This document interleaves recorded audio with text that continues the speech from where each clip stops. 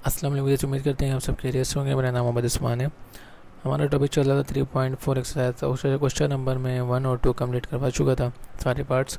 आज question number 3 करने की कोशिश करें। चलिए स्टार्ट करते हैं हमारी आज की वीडियो। अच्छा भाई, क्वेश्चन नंबर 3 के 1 पार्ट में आपसे क्या कह रहे हैं, इफ़ अगर x की वैल्यू हमारे पास क्या है 8 माइनस का 3√7 है, तो कह रहे हैं कि फाइंड करो आप x प्लस 1/x का होल स्क्वायर। अगर x की वैल्यू ये है तो फाइंड आपको करना है x प्लस 1/x का होल स्क्वायर फाइंड करना है। तो भाई देखो भाई, अगर x प्लस 1/x के होल स्क्वायर आपको मालूम करना है, सबसे पहले आपको इधर क्या आ रहा है आपके पास x, तो x की वैल्यू तो आपको दी भी बोल रहा है कि x बराबर 8 माइनस √7 के, तो ये x की वैल्यू आ गई। पर भाई साहब 1/x की वैल्यू कहाँ है, 1/x की वैल्यू आपके पास मतलब नहीं है। ठीक है, तो सिंपल, अगर x की वैल्यू 8 माइनस 3√7 के इक्वल है तो 1/x के इक्वल क्या होगी। अगर मैं यहाँ लिख दूँ 1/x, तो ऊपर क्या आपके पास 1, तो 1 का 1 ऐसे आ गया, और नीचे आपके पास क्या आ जाएगा 8 माइनस का 3√7। कैसे, देखो भाई x की वैल्यू हमारे पास ये है ना, तो 1/x ही निकालनी है पहले, तो ये आ गया 1/x इक्वल टू 1, और x की जगह क्या आ जाएगा 8 माइनस 3√7, क्योंकि जो ये था। पर भाई साहब लेकिन आपको अच्छे से पता है डिवाइड में जो होता है अंडर रूट नहीं होता, तो डिवाइड से अंडर रूट हटाने के लिए हमें क्या करना होता है, रेशनलाइजेशन करनी होती है। इसका मतलब यहाँ क्या होगा, रेशनलाइजेशन होगी। तो यहाँ क्या करेंगे हम, रेशनलाइजेशन, क्योंकि हमें क्या करना है, डिवाइड से अंडर रूट हटाना है, तो रेशनलाइजेशन करनी ही पड़ेगी। ठीक है, तो हमें क्या करना है, 1/x की वैल्यू निकालनी है, निकली नहीं अभी तक, वैसे निकल तो चुकी है लेकिन अंडर रूट यहाँ डिवाइड में आ गया, इसकी वजह से अभी तक नहीं निकली। हमें अंडर रूट हटाना पड़ेगा तब जाके x की वैल्यू निकलेगी।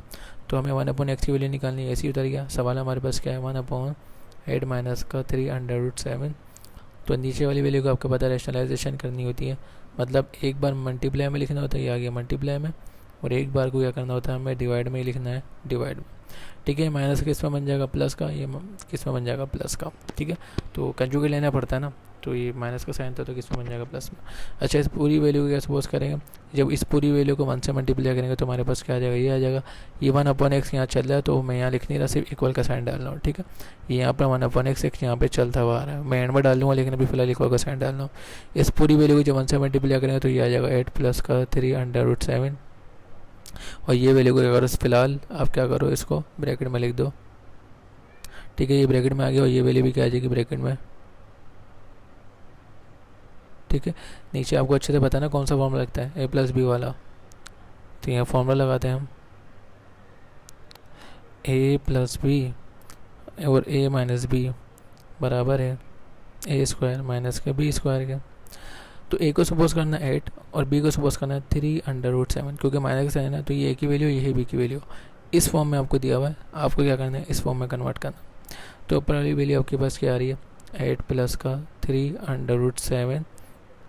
इसको क्या सपोज करना है, ए की वैल्यू आपको नहीं पता, तो ए के लिए हमने क्या बनाया, खाली ब्रैकेट बना के क्या लगा दिया, स्क्वायर, ये आ गया स्क्वायर। फिर माइनस का माइनस, बी की वैल्यू नहीं पता, तो खाली ब्रैकेट बना के बी पर स्क्वायर लगाओ तो स्क्वायर लगा दिया। ठीक है, इधर हमारे पे क्या चाहिए, ए की वैल्यू चाहिए, तो मैंने आपको बताया था ए की वैल्यू क्या सपोज करना है 8, ये आ गया हमारे पास 8, और बी को क्या सपोज करना है आपको 3√7, ये आ गया 3√7। ठीक है, आगे चलते हैं। ऊपर गया आपके पास 8 प्लस का 3√7, 8 का स्क्वायर करना है, मतलब 8 को 2 टाइम्स मल्टीप्लाई करना है, तो 8 का कितना हो जाएगा आपके पास 64। फिर कौन सा साइन है, माइनस। अब ये स्क्वायर 3 के साथ भी स्क्वायर, 7 के साथ भी, पहले 3 का स्क्वायर कर लो।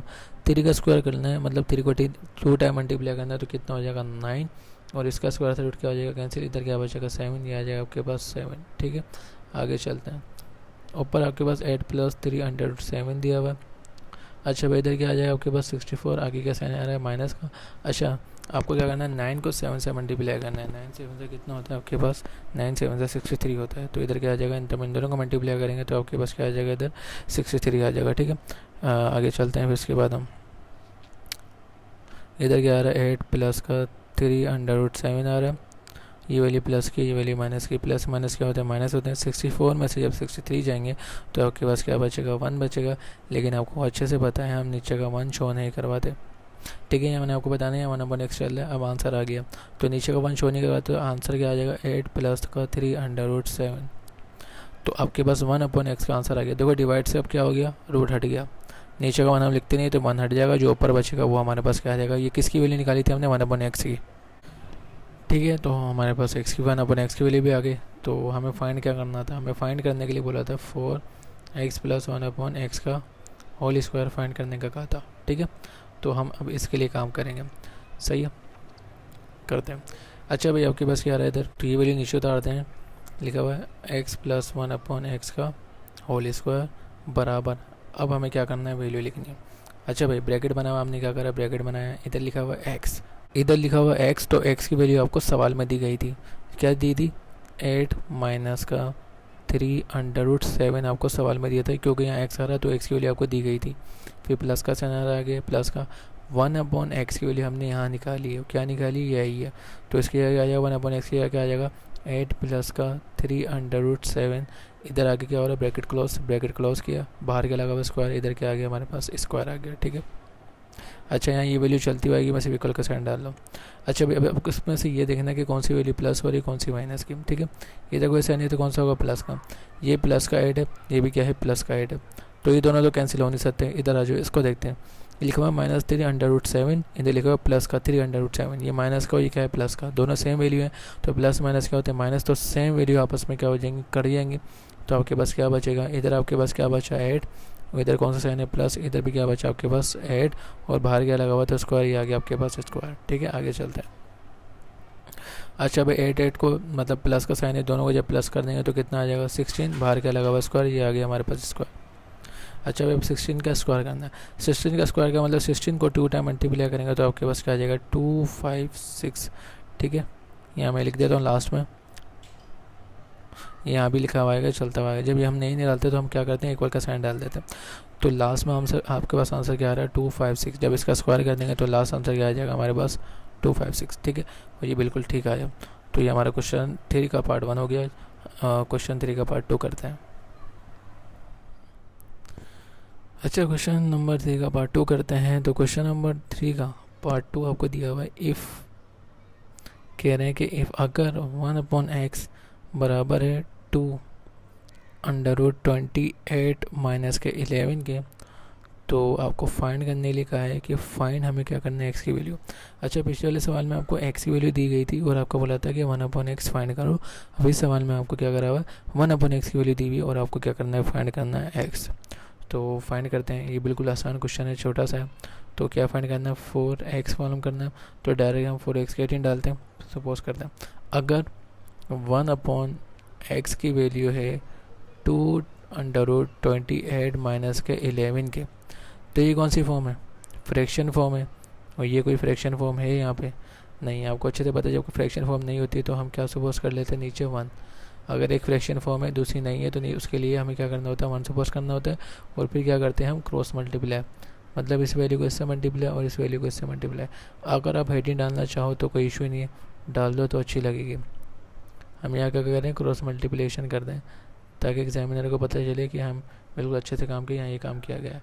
तो अभी हेडिंग डालना चाहो तो डाल लो, अगर ना डालो तो कोई इशू नहीं, ठीक है। क्रॉस मल्टीप्लाई करते हैं, 1 को 1 से मल्टीप्लाई करें तो आपके पास क्या आ जाएगा, 1। फिर क्या साइन है, इक्वल, तो आपने क्या करा, इक्वल का साइन, x को मल्टीप्लाई करना है इस पूरी वैल्यू से, तो ये आ गया x। मल्टीप्लाई कैसे करना है, इस पूरी वैल्यू से ना, तो मल्टीप्लाई के लिए हम क्या कर देते हैं, फिलहाल ब्रैकेट बना देते हैं, ठीक है। 1 को 1 से मल्टीप्लाई करें 1, फिर x को इस वैल्यू से मल्टीप्लाई करेंगे, आ गया x, और ये पूरी वैल्यू ब्रैकेट में आ गई, ठीक है। मल्टीप्लाई में आपको पता ना ब्रैकेट बनाते हैं। अच्छा भाई क्या नीचे वाली वैल्यू मल्टीप्लाई होगी, मैंने आपको पहले बताया जब प्लस और माइनस का साइन होता है तो नीचे वाली वैल्यू भी मल्टीप्लाई होती है, और अगर इक्वल का साइन आता है तो नीचे वाली मल्टीप्लाई नहीं होती, तो इस वजह से हम नीचे वाली वैल्यू को मल्टीप्लाई नहीं करेगा। अच्छा भाई आपको क्या बोला है, एक्स फाइंड करने का बोला है, तो ये एक्स के साथ क्या कर रही है, ये चीज़ मल्टीप्लाई कर रही है। जब साइड चेंज कर देंगे तो कहाँ चल जाएगा, उधर जाके डिवाइड में चल जाएगा, ठीक है। इधर पहले से क्या मौजूद है, इधर पहले से 1 मौजूद है, ठीक है। ये वैल्यू एक्स के साथ मल्टीप्लाई कर रही है, वहाँ जाके 1 के साथ क्या चल जाएगी, डिवाइड में चल जाएगी, ये बन जाएगा 2√28 माइनस का 11। जब ये नंबर यहाँ पर आ गया इक्वल का साइन, तो यहाँ क्या बचेगा, x, तो ये आ गया x, ठीक है। और इसको ऐसे भी लिख सकते हो जैसे x की वैल्यू को पहले लिख दिया और ये वैल्यू लिख दी बाद में, 28 माइनस का 11 ऐसे लिख दिया, ठीक है। तो ये भी आंसर सही है और ये भी ठीक है। वैसे हमें एक्स की वैल्यू पहले चाहिए होती है, इसलिए पहले लिखी है मैंने, तो ये भी ठीक है, ये भी ठीक है। तो ये हमारी एक्स की वैल्यू निकल गई। उम्मीद करता हूँ ये आपको समझ में आया हो। तो आज फ़िलहाल के लिए क्वेश्चन नंबर 3 के मैंने पार्ट और 1 और 2 करवाए हैं, तो फ़िलहाल यहीं तक रखते हैं, क्योंकि पार्ट 3 बहुत बड़ा क्वेश्चन है, उसको मैं आपको डिटेल में बिल्कुल क्लियर, क्योंकि पेपर के इम्पोर्टेंट भी होता है ये सवाल, तो इसको मैं क्लियरली आपको बिल्कुल एक्सप्लेनेशन दे के बिल्कुल अच्छे से समझाऊंगा पार्ट 3, क्योंकि ये बहुत लॉन्ग क्वेश्चन है, बहुत सारी चीज़ें इसके अंदर मालूम करनी है। तो डिटेल में इसको, जाहिर सी बात है, डिटेल में जब मैं समझाऊंगा तो ही आपको ये समझ में आएगा, ठीक है। तो आज तक यहीं रखते हैं। उम्मीद करता हूँ आपको वीडियो पसंद आई होगी। अगर वीडियो पसंद आई हो तो लाइक और सब्सक्राइब जरूर करें और आगे भी शेयर करें। मिलते हैं हमारी अगली वीडियो में, तब तक के लिए अल्लाह हाफिज़।